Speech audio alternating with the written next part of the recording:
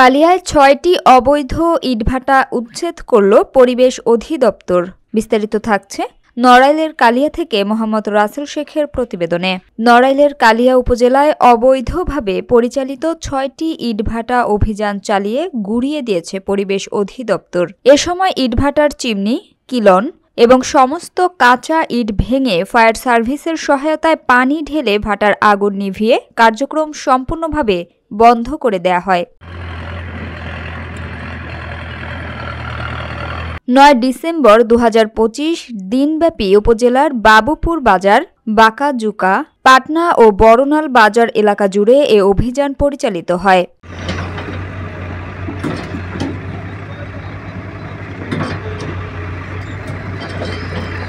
অভিযানটি পরিচালনা করেন পরিবেশ অধিদপ্তর খুলনা বিভাগীয় কার্যালয়ের নির্বাহী ম্যাজিস্ট্রেট মমতাজ বেগম।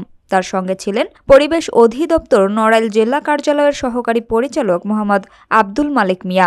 অভিযানকে সফল করতে জেলা পুলিশ, আনসার ভিডিপি সদস্য, ফায়ার সার্ভিস, কালিয়া থানা পুলিশ এবং আর্মি ক্যাম্প সহযোগিতা করেন। পরিবেশ অধিদপ্তরের সূত্রে জানা গেছে, সনাতন পদ্ধতির ড্রাম চিমনি ব্যবহার করায় Messrs BBC bricks, Messrs SSB bricks, Messrs stone bricks, Messrs Chowdhury bricks ও মেসার্স আরবিআই ব্রিক্স এই 5টি ইটভাটা এবং জিগজ্যাগ পদ্ধতির মেসার্স এসএমবি ব্রিক্স সহ মোট 6টি ইটভাটার চিমনি, কিলন ও কাঁচা ইট ভেঙে কার্যক্রম বন্ধ করে দেয়া হয়েছে।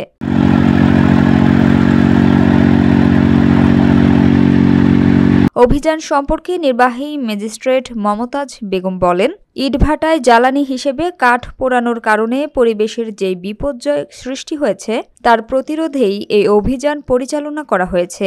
অবৈধ ইটভাটার বিরুদ্ধে আমাদের অভিযান অব্যাহত থাকবে।